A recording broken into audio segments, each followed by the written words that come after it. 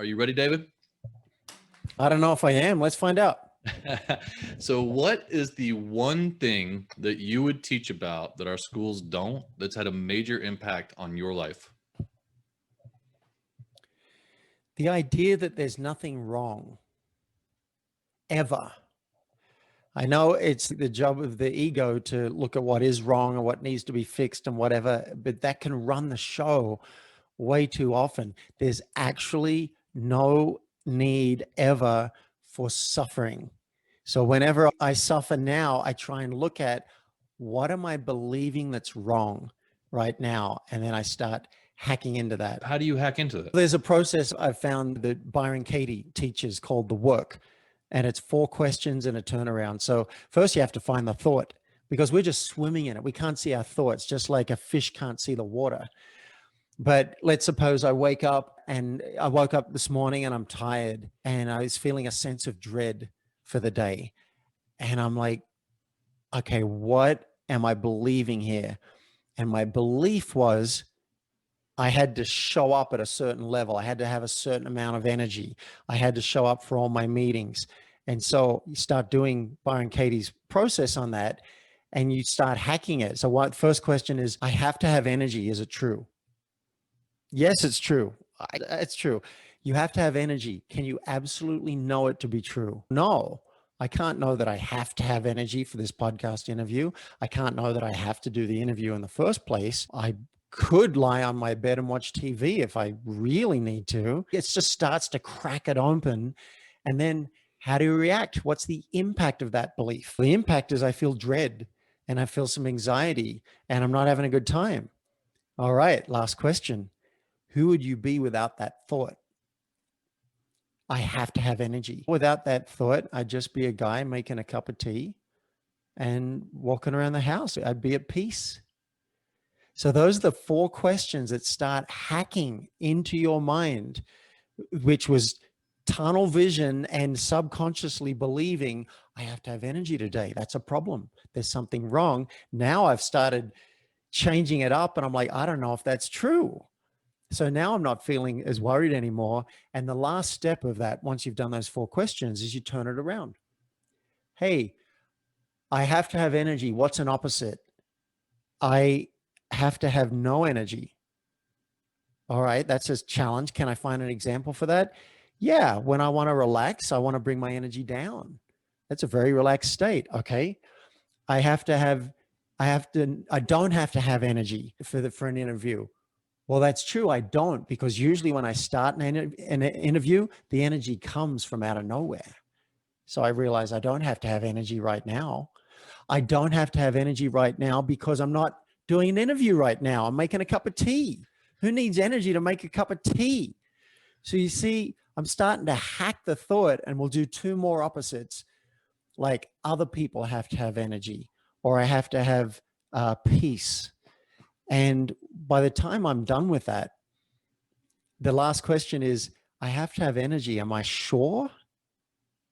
No, I'm not sure at all. So that's one way that I hack into my negative beliefs whenever I'm thinking something's wrong. And if you're ever upset or stressed or frustrated or angry, guaranteed there's a thought at the bottom of that something's wrong, or it shouldn't be this way. It should be a different way. That's the core belief required for any kind of suffering. So once we know that, we can work backwards, find the belief and hack it. Because I haven't actually found a thought that I absolutely know to be true. Isn't that interesting? In 10 years of investigating my beliefs, I haven't found something I can absolutely know. You've got my brain working, man. And so I'm thinking in the high impact series, usually what I do is I want something for an actionable piece for parents to be able to talk to their kids about. And when I think about what the takeaway is, I love that process, right? So it was Byron Katie, the work, right? Is that was it? Yeah, Right? you can go to thework.com and she's got free videos and free downloads, and you can watch her do the work with people on stuff you would swear must be true. and watch them bust it open and find their way to peace and love.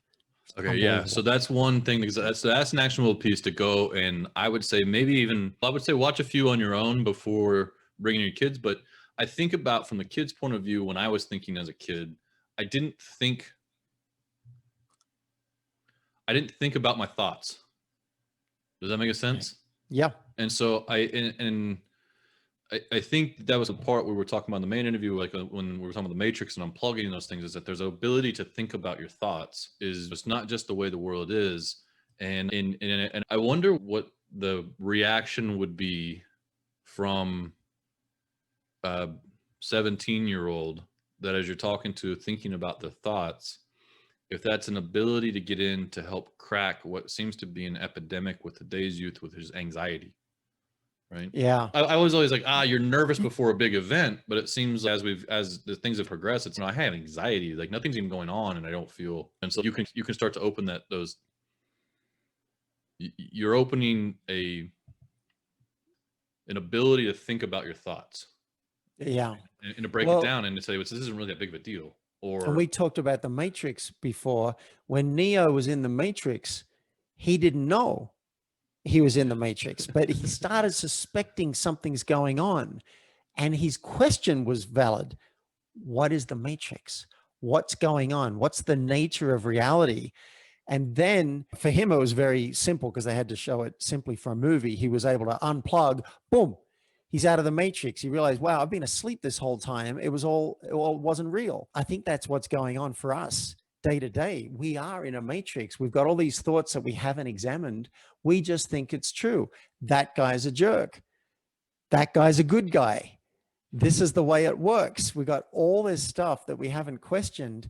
And when things are good, okay, fine. Why question it? We've got a great dream. We've got a great story about the world. Let's just live with that and enjoy it. But when you're upset or you're anxious, that's when we can actually go and hack it. We can go and look at, what am I believing?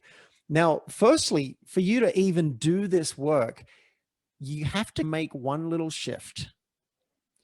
You have to believe that our thoughts give us our reality. Now, that's a big leap, because what I used to think, and I think a lot of people still think this, is that reality is out there. It's real. Cody's real. I'm real. This business is real. This desk is real.